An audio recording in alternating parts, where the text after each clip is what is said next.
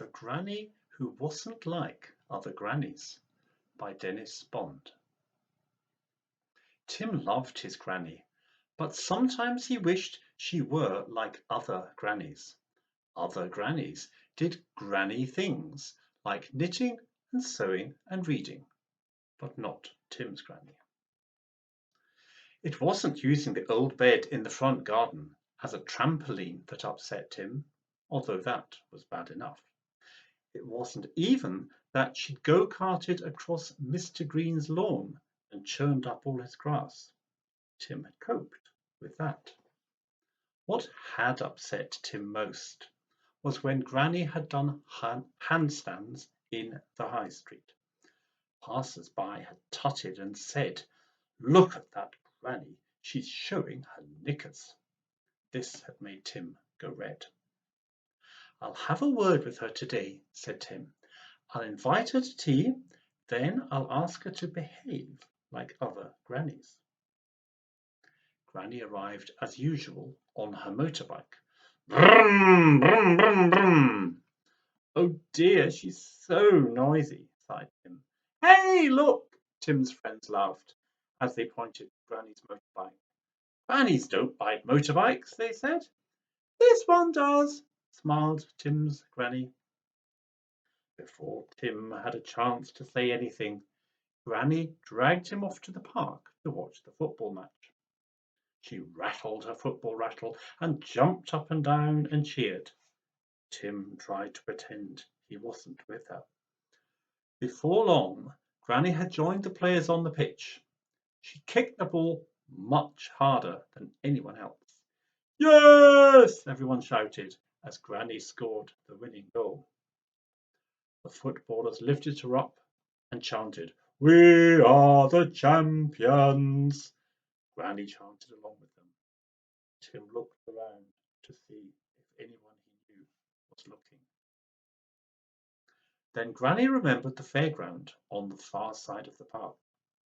"I love fairgrounds!" she yelled, and raced across the field towards the bright lights. "Wait for me, Granny!" Tim called as he chased after her. Firstly, Granny sped round and round the bumper car track, smashing into all the other cars. Biff, crash, clunk. All the other drivers were terrified. Tim was quite frightened too. Then, "Faster! Faster!" screeched Granny as she hurtled down the Big Dipper. Other grannies watched her and tutted. "Grannies don't ride on Big Dippers," they said. "Grannies stand and watch."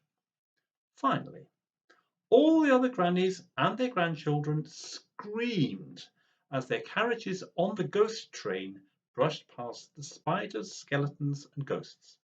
But Tim's granny just laughed. And she pulled such an ugly face that she frightened away all the ghosts. Later, Granny took Tim to the adventure playground. There were frames to climb on and ropes to swing from. Other grannies watched as their grandchildren played. Not Tim's granny. She climbed higher than any of the children. "Whee!" she screamed as she swung on a rope from one side of the playground to the other. "Oh, look what she's doing," tutted the other grannies. "At her age, it's disgraceful." Suddenly, it began to rain, and all the grannies wrapped their grandchildren in raincoats, hats, and Wellington boots, but not Tim's granny. She danced around in the rain until her hair was limp and her clothes were sopping wet. "Let's dump puddles," she giggled. Tim wasn't very keen. "I think it's time we went home," he said. "I'm getting very wet." But Granny leapt into a big puddle, soaking everyone from head to toe. Most of the children laughed, but one little boy cried. "You've made me all wet," he bawled. "Oh, be quiet," said Granny. "Don't be such a crybaby." At this, the other grannies gathered round, shaking their fists angrily. "Clear off," they said. "You're a disgrace to grannies." Tim's face went bright red. It often did when he was with Granny. When they reached the bus stop, Tim was very quiet. Granny knew that he wanted to say something to her, and she thought she knew what it was. As the bus trundled back home, Granny said, "Do you wish I were more like other grannies, Tim?" Tim looked at the other grannies on the bus. "Sometimes," he said softly. "Then I'll try very hard." The next day, all Tim's friends were waiting excitedly for Granny to arrive on her motorbike. She wasn't like their own grannies, but she was fun to be with. "Where is she, Tim?" they asked. "Why hasn't she come?" Tim was worried, so he went to Granny's house. He found her sitting in a rocking chair doing some knitting. "I'll make you a cup of tea in a minute, Tim," she said quietly, "and then we can do the jigsaw puzzle together." Tim was disappointed. He wanted Granny to play a game of it with him in the garden. He was about to tell her this when he realized she was fast asleep, snoring loudly. And Tim remembered all the silly things that his Granny had done, and it made him smile. "I liked you better as you were before," whispered Tim.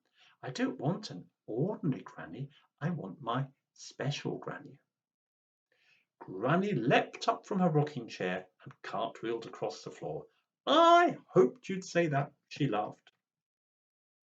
Granny reached behind the sofa for a box. "This is for you, Tim," she said. "I wonder what's in it," he thought. Inside was a pair of shiny new roller skates. "Oh, smashing!" gasped Tim. "I've always wanted a pair of roller skates." "Me too," winked Granny, as she opened another box and took out a pair of roller skates for herself. That afternoon, Tim skated round and round Granny's garden. Granny skated round and round her garden too.